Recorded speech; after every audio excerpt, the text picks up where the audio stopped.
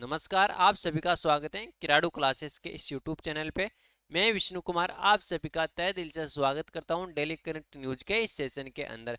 हालिया खबरों के मुताबिक आज हम बात करने जा रहे हैं गांधी सागर अभ्यारण्य के बारे में। अब गांधी सागर अभ्यारण्य ये भारत के कौन से राज्य के अंदर है, गांधी सागर अभ्यारण्य ये चर्चा के अंदर क्यों आता है, उन सब तथ्यों के बारे में आज के इस सेशन के अंदर हम कंप्लीट जानकारी प्राप्त करने जा रहे हैं।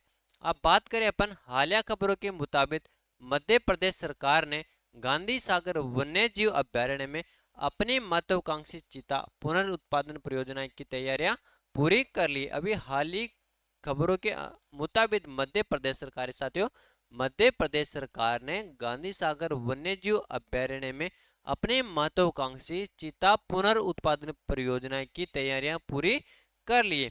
इसी के साथ ही यह अभ्यारण्य भारत में कुन्नो राष्ट्रीय उद्यान के बाद चीता का दूसरा घर होगा। कौन सा घर होगा?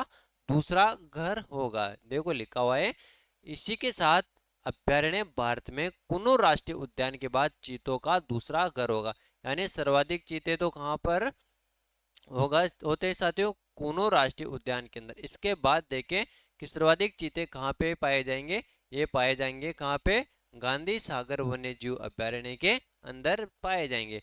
अब फिर बात करें अपन वन्य जीव विशेषज्ञों के अनुसार कुन्नो नेशनल पार्क में चीतों की संख्या बढ़ने के बाद उनके लिए पर्याप्त क्षेत्र नहीं था। जो ये कुन्नो नेशनल पार्क के साथियों, इसके अंदर क्या होता है, चीतों की संख्या बढ़ जाती है। अब चीतों की संख्या बढ़ने के बाद क्या है साथियों, इनके रखने के लिए पर्याप्त क्षेत्र नहीं था। इनको क्या है, बड़े क्षेत्र की आवश्यकता थी। अब वहां पे क्या था साथियों, बड़ा क्षेत्र नहीं था, इसलिए उन्हें दूसरी जगह स्थानांतरित करना आवश्यक था। इस कारण जो चीते थे साथियों, उन चीतों को दूसरी जगह भेजना आवश्यक था। फिर बात करें अपन कुनो नेशनल पार्क में चीतों की आबादी बढ़ने के लिए कान्हा और अन्य स्थानों से चीतों को फिर से लाया गया है। बता दें, वर्तमान में कुनो में चीतों की कुल आबादी है 26 हो गई। जो ये कुनो अभ्यारण्य साथियों, इसके अंदर चीतों की कुल आबादी 26 हो गई है। अब सबसे पहले अपन बात करें गांधी सागर वन्यजीव अभ्यारण्य के बारे में कि गांधी सागर वन्यजीव अभ्यारण्य भारत के अंदर कहां पर है और इसकी क्या क्या विशेषता है साथियों। यह राजस्थान के पास मंदसौर और नीमच जिलों की उत्तरी सीमा पर मध्य प्रदेश के अंदर स्थित है। जो गांधी सागर वन्य जीव अभ्यारण्य है, यह राजस्थान के पास मंदसौर और नीमच जिलों की उत्तरी सीमा के पास मध्य प्रदेश के अंदर स्थित है। कहां पे? मध्य प्रदेश के अंदर स्थित है। इसे वर्ष 1974 में अधिसूचित किया जाता है।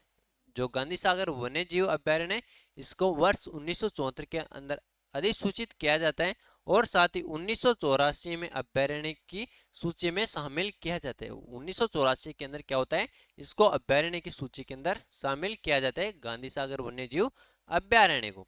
अब इसकी विशेषता विशाल खुले परिदृश्य और चट्टानी इलाके के साथ। जो गांधी सागर वन्य जीव अभ्यारण्य, इसकी विशेषता के बारे में बात करें अपन, तो यहाँ पर खुला परिदृश्य है और चट्टानी इलाके, ये इसकी मुख्य विशेषता हो जाती है। यहाँ वनस्पतियों में उत्तरी उष्ण कटिबंधीय शुष्क पर्णपाती वन, मिश्रित पर्णपाती वन और झाड़ी शामिल है। अभ्यारण्य में पाए जाने वाली कुछ वनस्पतियां खेर, सलाई, करदई, धावड़ा, तेंदु और पलाश है। जो ये अभ्यारण्य है, इसके अंदर कुछ वनस्पतियां पाई जाती है। कौन कौन सी वनस्पतियां पाई जाती है?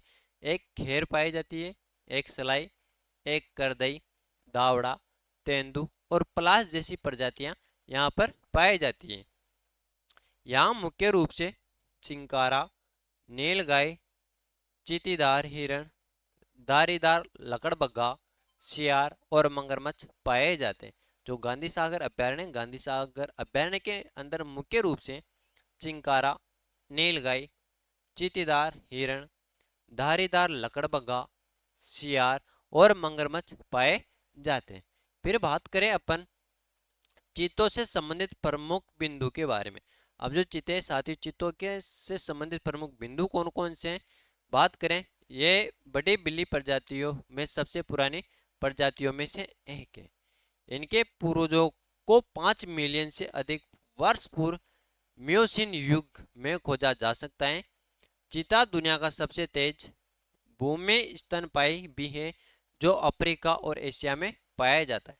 जो ये चीता है साथियों, चीता दुनिया का सबसे तेज भूमि स्तनपायी भी है जो अफ्रीका के अंदर और एशिया में पाया जाता है।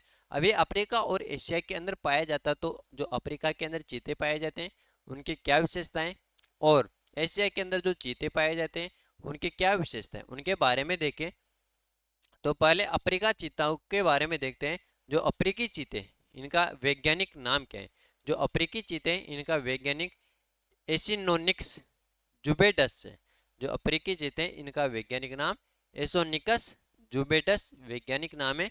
ये पूरे अफ्रीका महाद्वीप में हजारों की संख्या में पाए जाते हैं।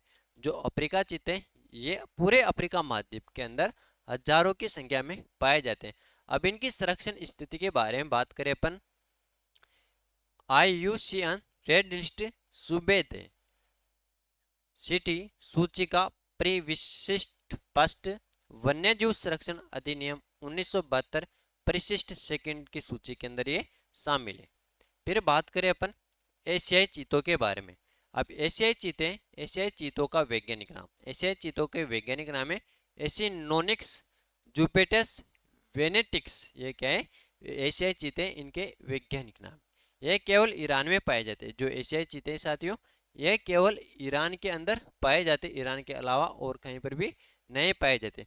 अब इनके संरक्षण के बारे में बात करें अपन, IUCN रेड लिस्ट अति संकटग्रस्त है शीट्स परिशिष्ट स्पष्ट के अंदर वन्यजीव संरक्षण अधिनियम 1972 के अंदर परिशिष्ट सेकंड के अंदर सूची में शामिल किया गया। यह बात की अपन ने चीतों से संबंधित जो भी प्रमुख बात थी वह हमने कंप्लीट कर लिया। गांधी सागर अभ्यारण्य के बारे में चर्चा कर ली कि गांधी सागर अभ्यारण्य वह चर्चा के अंदर क्यों आता है। तो सभी का यहाँ तक के लिए बहुत बहुत धन्यवाद। और जो किराड़ू क्लासेस के इस यूट्यूब चैनल पर नए साथी जुड़े वह चैनल को सब्सक्राइब जरूर कर ले और बेल आइकन को प्रेस जरूर कर दे जिससे आपको आने वाले वीडियो का नोटिफिकेशन प्राप्त हो सके। तो सभी का धन्यवाद, thank you, all the best, जय हिंद, जय भारत। मिलते हैं फिर एक नए कंटेंट न्यूज के साथ।